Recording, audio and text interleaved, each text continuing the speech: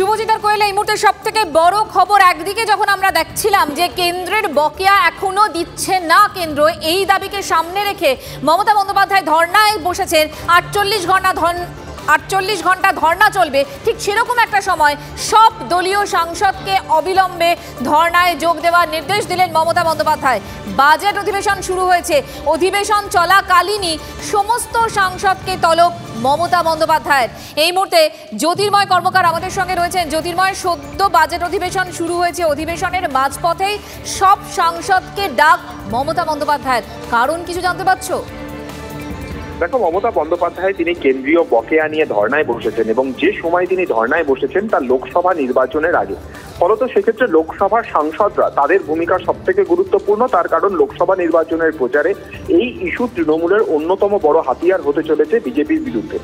যে লাইন বা যে আক্রমণের রূপরেখা মুখ্যমন্ত্রী ঠিক করে দেবেন, সেই আক্রমণের রূপরেখা নিয়েই আগামী দিনে যে কয়েকদিন সংসদের অধিবেশন চলছে সে কয়েকদিন এবং প্রচারে তৃণমূলের প্রার্থীরা বা এই মুহূর্তে একটা কথা বলো, এই ইস্যু নিয়ে তৃণমূল কংগ্রেস প্রথম থেকে লড়ছে এবং আমরা দিল্লিতেও দেখেছি এই নিয়ে অভিষেক বন্দ্যোপাধ্যায় এবং মমতা বন্দ্যোপাধ্যায়ের নেতৃত্বেও নানান রকম কর্মসূচি।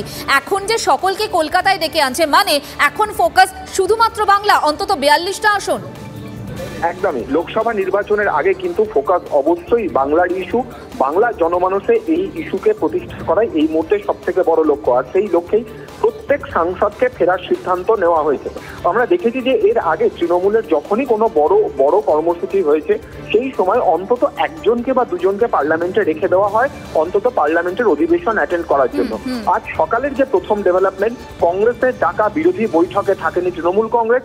দ্বিতীয় বিষয় যেটা গুরুত্বপূর্ণ তা হচ্ছে সংসদে অধিবেশন চলছে এবং প্রেসিডেন্টের স্পিচের ওপর আলোচনা চলছে, কিন্তু তা সত্ত্বেও সুদীপ বন্দ্যোপাধ্যায় লোকসভার সব সাংসদদের এবং অন্য ক্ষেত্রে রাজ্যসভাতেও সব সাংসদদের কাছে মেসেজ গেছে যে প্রত্যেককে কলকাতায় ফিরতে হবে এবং তাদেরকে মমতা বন্দ্যোপাধ্যায় ধর্ণা কর্মসূচিতে যোগ দিতে হবে। তারা আবারও সোমবার এসে তারা অধিবেশনে যোগ দেবে। যদি আমরা ধরেও নিই যে 42টা আসনে এই মুহূর্তে পাখির চোখ তৃণমূল কংগ্রেসের এবং সে কারণেই সাংসদদেরও এই ধর্নায়, মানে 48 ঘন্টা যে ধর্না, সেই ধর্নায় যোগ দিতে হবে, অর্থাৎ একলা চলার পথেই হাঁটছে তৃণমূল কংগ্রেস। কিন্তু আমার প্রশ্ন হচ্ছে, ধরো দক্ষিণ মালদা, বহরমপুর, রায়গঞ্জ, এই জায়গাগুলো বা দার্জিলিং, এই যে সিটগুলো, এই সিটগুলোতে যদি কংগ্রেসের সাথে সত্যিই যেত তৃণমূল কংগ্রেস, তাহলে কি তৃণমূল কংগ্রেসের অত্যন্ত ক্ষতি হতো বা এই জায়গাগুলোতে খুব কি অসুবিধে হতো? তাহলে তো অন্তত ভোট ভাগাভাগির বিষয়টা থাকতো না, বিজেপি ফায়দা তোলার বিষয়টাও থাকতো না। দেখো, এক্ষেত্রে কয়েকটি ইস্যু অত্যন্ত গুরুত্বপূর্ণ। তা হচ্ছে লোকসভা নির্বাচনের লড়াইয়ের আগে প্রত্যেকটি দল তারা প্রকাশ্যে প্রচারে তাদের একটি লাইন অবশ্যই থাকে, কিন্তু তার পাশাপাশি রাজনীতির হাওয়ামোড়ক কোন দিকে রয়েছে সেই বিষয়টাও কিন্তু তারা বুঝতে পারে, অর্থাৎ কোন দিকে অভিমুখ যেতে চলেছে। সেক্ষেত্রে দাঁড়িয়ে ইন্ডিয়া জোট তার ভবিষ্যৎ কতটা কি ফলাফল হবে তা নিয়ে যেমন প্রশ্নচিহ্ন রয়েছে, আর ঠিক সেই পরিস্থিতিতে দাঁড়িয়ে তৃণমূল চাইছে নিজেদের আসন সংখ্যা যত বেশি সম্ভব তা নিশ্চিত করতে। কংগ্রেস তারা যদি তৃণমূলের সঙ্গে একসঙ্গে থাকে তাহলে সেক্ষেত্রে কংগ্রেসকে বেশ কয়েকটি আসন ছাড়তে হবে। এবং রাহুল গান্ধীর যে যাত্রা তা যদি আমরা লক্ষ্য করে দেখি, উত্তরবঙ্গের যে রুট বেছে নেওয়া হয়েছে তা কিন্তু মুসলিম অধ্যুষিত এলাকা এবং যে মুসলিম ভোট ব্যাংকে যদি থাবা পড়ে তাহলে আগামী দিনে তৃণমূলেরও কিন্তু যথেষ্ট সমস্যা হতে পারে, অন্তত আসন সংখ্যার বিচারে।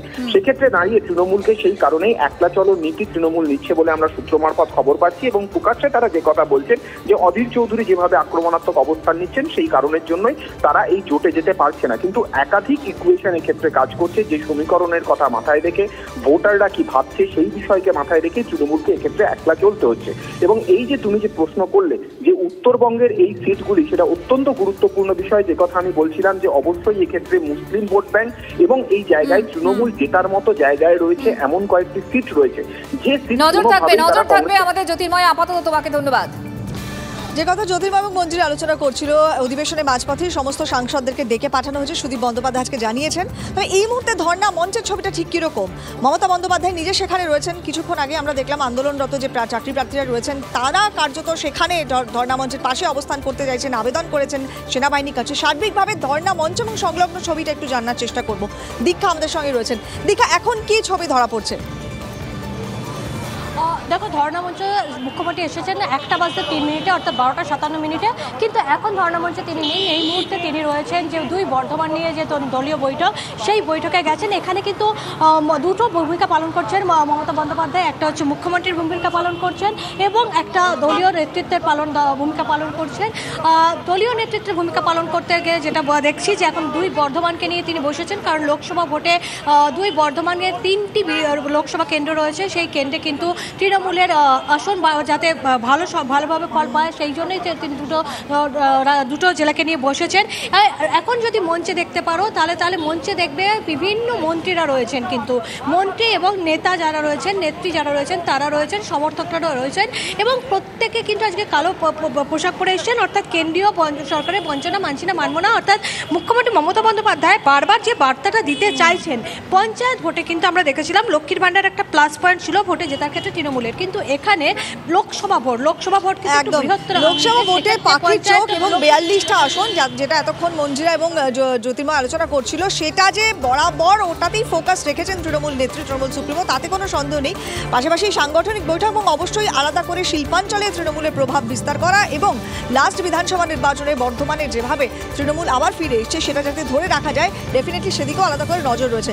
সার্বিকভাবে ছবিটা তুলে ধরলে দীক্ষা, আপাতত অনেক ধন্যবাদ, আবারও পরবর্তীতে যোগাযোগ করছি।